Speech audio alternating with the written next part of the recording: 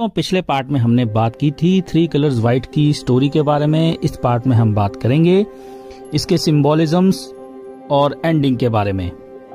ये सब जानने के लिए इस वीडियो को एंड तक देखिएगा। मेरी हमेशा कोशिश रहती है कि मैं आपको फॉरेन सिनेमा की उन मूवीज के बारे में जानकारी दूं जो शायद आपको कहीं और ना मिले। इसलिए ऐसी ही और दिलचस्प मूवीज के बारे में जानने के लिए इस चैनल को सब्सक्राइब करके बेल आइकन को जरूर दबा दीजिए। तो चलिए वीडियो शुरू करते हैं। हेलो दोस्तों, मेरा नाम है अमन और आप देख रहे हैं सिनेमैटिक ज्ञान। Let's get started.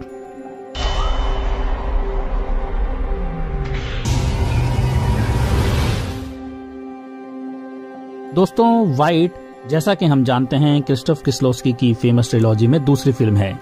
ये इक्वालिटी पर बेस्ड है जो फ्रेंच फ्लैग के 3 रेवोल्यूशनरी वर्च्यूज में से दूसरे नंबर पर आता है। पहला है लिबर्टी, जिसपे 3 कलर ब्लू बेस थी।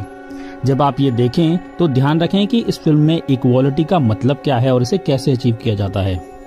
हो सकता है आप व्हाइट कलर से उतने खुश नहीं हो जितना आप ब्लू कलर से थे, लेकिन व्हाइट ब्लू कलर जितनी ही रिच है। ब्लू कलर में रिडेम्पशन है और व्हाइट में ब्लू कलर जैसी अपबीट एंडिंग नहीं है, या शायद कुछ लोगों को ऐसा लगता है। यह फैसला आपको ही करना होगा। ब्लू ने लिबरेशन की थीम दिखाई थी, व्हाइट कलर ने इक्वालिटी की थीम दिखाई है।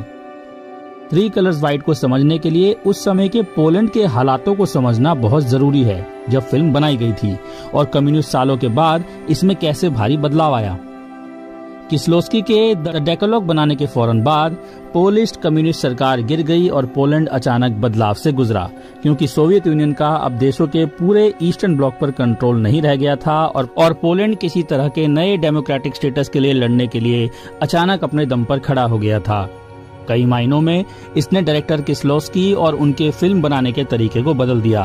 अपनी जिंदगी के ज्यादातर वक्त कम्युनिज्म के तहत काम करने के बाद उन्होंने इसे सटायर वाली विट और आयरनी का यूज करके सिस्टम पर अटैक करने के ऑब्लिगेशंस की तरह देखा।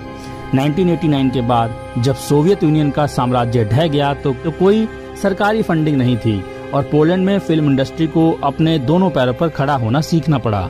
इसका मेन रीजन ये था कि किस्लोस्की फ्रांस चले गए और फ्रेंच लोगों से फंडिंग ली। किस्लोस्की के पास अब अटैक करने के लिए कम्युनिस्ट स्टेट नहीं था और डायरेक्टर ने खुद को ऐसे हालात में पाया जहां उन्हें इंटरनेशनल ऑडियंस के लिए फिल्में बनानी पड़ी। डबल लाइफ ऑफ वेरोनिक ऐसा करने की उनकी पहली कोशिश थी। 3 कलर्स व्हाइट इस थीम को उठाती है जिसमें किस्लोस्की कम्युनिज्म के फॉल के फौरन बाद पोलैंड में हुए चेंजेस का सामना करते हैं। 3 कलर व्हाइट इस फिल्म में उन्होंने जिस पोलैंड को पोर्ट्रे किया था वो एक लॉलेस देश था जो यूरोप के बाकी हिस्सों के साथ बराबरी करने की जल्दी में था, और फ्रांस जैसे देशों की तुलना में गैप और इनइक्वालिटी को देखते हुए पोलैंड ने अपनी इकोनॉमी और कल्चर का मॉडर्नाइजेशन करते वक्त जिन कठिनाइयों को एक्सपीरियंस किया था उन्हें किस्लोस्की हमारे सामने रखते हैं। किस्लोस्की ने फिल्म में इनइक्वालिटी की इस थीम को उस वक्त अच्छी तरह समराइज किया है जब कैरोल पहली बार पोलैंड में आता है और अपने भाई से मिलता है। फौरन कैरोल ने अपने भाई के नियॉन बिजनेस साइन को देखा और कहा, तुमने एक नियॉन साइन खरीदा है? उसके भाई जवाब देते हुए कहता है, ये अब यूरोप है मेरे दोस्त। कैरोल ये जानता था और जाहिर तौर पर किस्लोस्की भी जानते थे। फिल्म में एक पॉलिटिकल सबटेक्स्ट भी है जिसमें फ्रांस में कैरोल की इम्पोर्टेंसी और फाइनेंशियल हेल्पलेसनेस और उसके बाद वॉरशो में कुछ हद तक एक शेडी कैपिटलिस्ट की तरह उभरने, यूरोप के अंदर अपनी डिसएडवांटेज पोजीशन के आगे बढ़ने के लिए पोलैंड के अटेम्प्ट्स को मिरर करता है। किस्लोस्की उस कंटेम्प्ट को दिखाने की कोशिश कर रहे हैं जो फ्रेंच लोगों के मन में पोलैंड और ईस्टर्न यूरोप में उसके लेस डेवलप्ड और बैकवर्ड नेबर के लिए थी, जो यूरोपियन यूनियन के साथ जुड़ने की कोशिश कर रहे थे। इनइक्वालिटी और फ्रेटर्निटी के लिए ये कंटेम्प्ट की फीलिंग एक वजह हो सकती है कि किस्लोस्की ने फिल्म में जॉन लुक गोडार्ड के कंटेम्प्ट के लिए बड़ा पोस्टर फिल्म में दिखाया जो डोमिनिक के अपार्टमेंट कॉम्प्लेक्स के ठीक बगल में है। किस्लोस्की एंटरप्रेन्योरशिप, क्राइम और इमोरलिटी की पोलैंड की नई रियलिटीज को एक्सप्लोर करते हैं, यानी कुछ भी खरीदा जा सकता है, जो पूरी फिल्म में कैरेक्टर्स कई बार कहते हैं। ऐसा लगता है कि डोमिनिक को पोलैंड देश से उतनी ही नफरत है जितनी खुद कैरोल को, क्योंकि वो फिल्म की शुरुआत में चिल्लाती है, मैं कभी भी पोलैंड वापस नहीं जाऊंगी। और जब कैरोल उसे वॉरशो ले जाने का सुझाव देता है तो वो फौरन गुस्से में आ जाती है। वो असल में इतनी गुस्से में है कि उसने पर्दों में आग लगा दी, जिससे कैरोल को देश छोड़कर भागना पड़ा। 3 कलर व्हाइट भी प्यार और नफरत के बीच बैलेंस को एक्सप्लोर करती है। क्योंकि मेन प्रोटैगनिस्ट एक ज्यादा पढ़े लिखे शहर में खोया हुआ एक विदेशी है जो पहले से ही हारा हुआ महसूस करता है और अपनी सेक्सुअल पोटेंशियल को खो चुका है। उसकी एक्स वाइफ डोमिनिक ने कैरोल से उसकी प्रॉपर्टी, उसके सिर पर छत और यहाँ तक कि उसकी पहचान भी छीन ली है। वो जितना भी क्रूर है, कैरोल अभी भी डोमिनिक से प्यार करता है और इसलिए वो बदले में उसे ह्यूमिलिएट करने के लिए जाल बिछाकर उसे जवाब देता है। कैरोल सिंबॉलिकली जीत जाता है जब डोमिनिक फाइनली वॉर्सो में उसके पास आती है और फाइनली उसे सेक्सुअल प्लेजर तक पहुंचाने में सक्सीड होता है। डोमिनिक की कैद और ह्यूमिलिएशन कैरोल के लिए उसके प्यार को फिर से जगा देती है और ये चीज कैरोल के लिए भी होती है। थ्री कलर्स व्हाइट इस तरह की थीम्स को पेश करती है कि प्यार और नफरत कैसे को एग्जिस्टेंस में रह सकते हैं और एक पोलिश आदमी और फ्रेंच औरत के बीच का रिश्ता फ्रांस और पोलैंड के लिए एक बड़ा मेटाफर है। थ्री कलर ट्रिलॉजी की बाकी फिल्मों की तरह व्हाइट की सिनेमेटोग्राफी टाइटल कलर का भारी यूज करती है। आसमान से लेकर कबूतर की शिट, डोमिनिक की वेडिंग ड्रेस, बर्फ और पोलैंड में वो सीन जहां कैरोल एक सूटकेस से निकलता है, उसे धूमिल तरीके से फिल्माया गया है। और व्हाइट बैरन लैंड का सीन जो जमे हुए कूड़े के ढेर जैसा दिखता है। पूरी फिल्म में 3 फ्लैशबैक्स हैं, सभी में व्हाइट कलर की एक्सट्रीमली हैवी कॉन्ट्रास्ट का यूज किया गया है। 3 फ्लैशबैक में से हर एक में कैरोल और डोमिनिक की शादी का दिन शामिल है।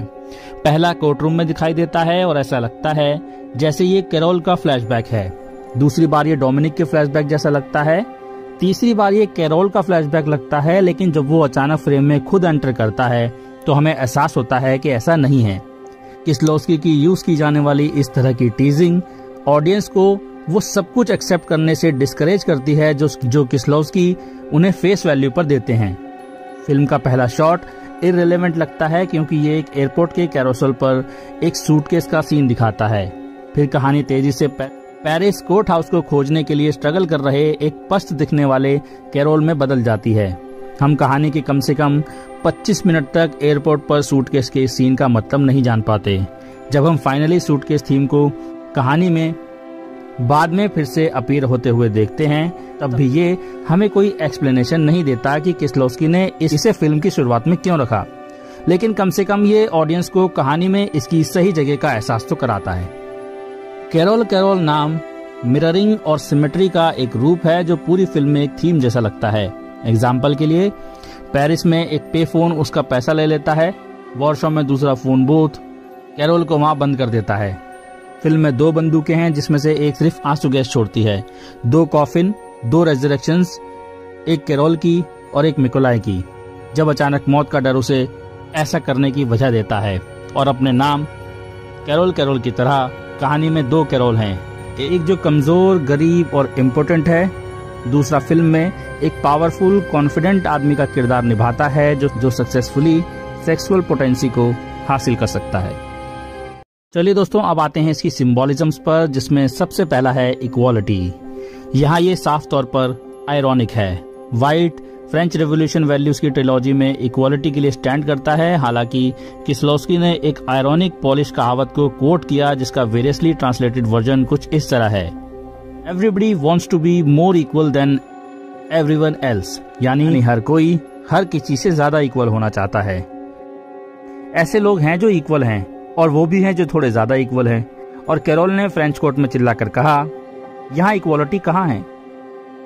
क्या ये फैक्ट कि मैं फ्रेंच नहीं बोलता मेरे पहलू को सुनने से इनकार करने की कोई वजह है?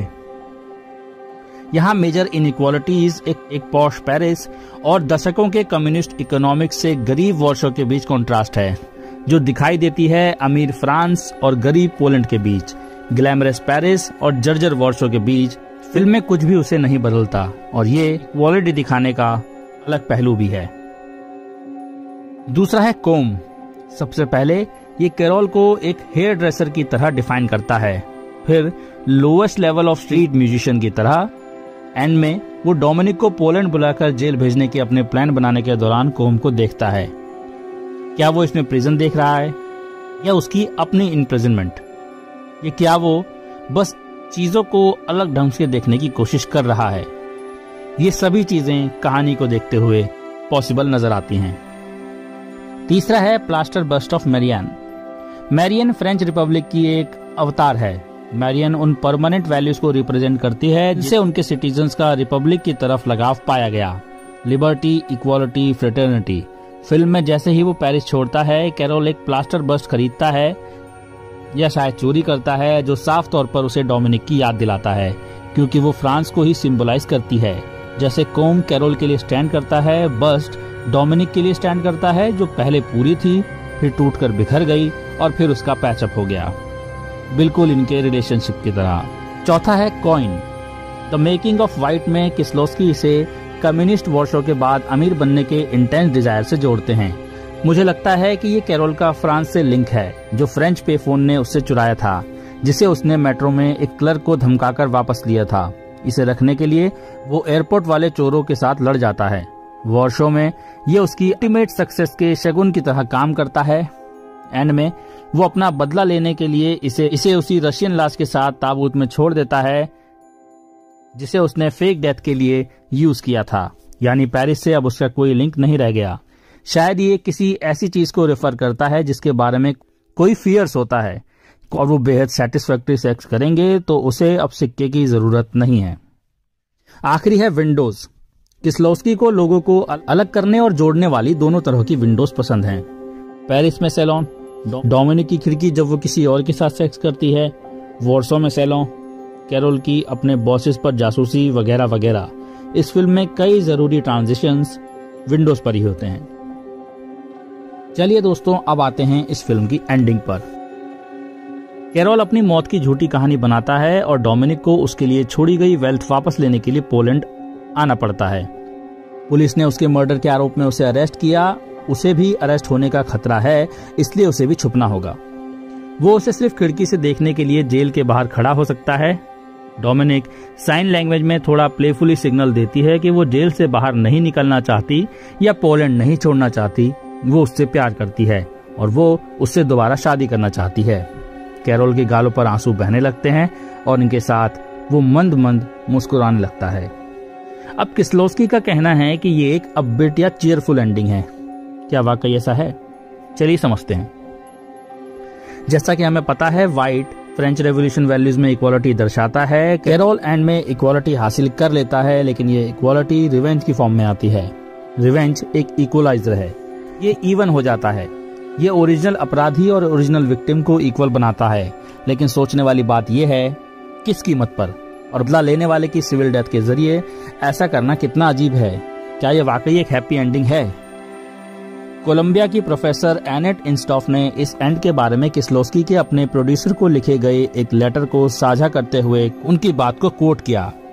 मुझे लगता है कि ये शॉट एंड को राइज करेगा और इस तरह की फिल्म को भी। वो हीरोइन की साइन लैंग्वेज को इस तरह समराइज करते हैं। उसके हाथ एक छोटा सा सीन क्रिएट करते हैं जब वो जेल से भागना नहीं चाहती। वो यहीं रहेगी ताकि वो दोबारा शादी कर सके। जैसे ही कैरोल के चेहरे से आंसू बहने लगे, किस्लोस्की ने इसे एक सुखद एंड कहा, क्योंकि उन दोनों को एहसास हुआ कि वो एक दूसरे से प्यार करते हैं। इंस्टॉप एक अनपब्लिश्ड पेपर को कोट करती हैं। वो फिर से एक साथ नहीं हो सकते क्योंकि कैरोल को फिर से जिंदा होना होगा, ये समझाने के लिए कि वो मरा नहीं है। फिर उसे जेल हो जाएगी और डोमिनिक आजाद हो जाएगी। एंड में वो वैसे ही कैद हो जाएगा जैसे अभी डोमिनिक है। वो इक्वल हैं, लेकिन रिवेंज के जरिए जो उसी तरह से घायल करता है जैसे पेरिस में डोमिनिक के डिवोर्स ट्रायल ने उसे किया था। एंड में होने वाली मैरिज शुरुआत में होने वाले मैरिज के पैरेलल आ जाती है, सेक्सलेस, जिसमें कपल लॉ और भाषा से अलग हो चुके हैं।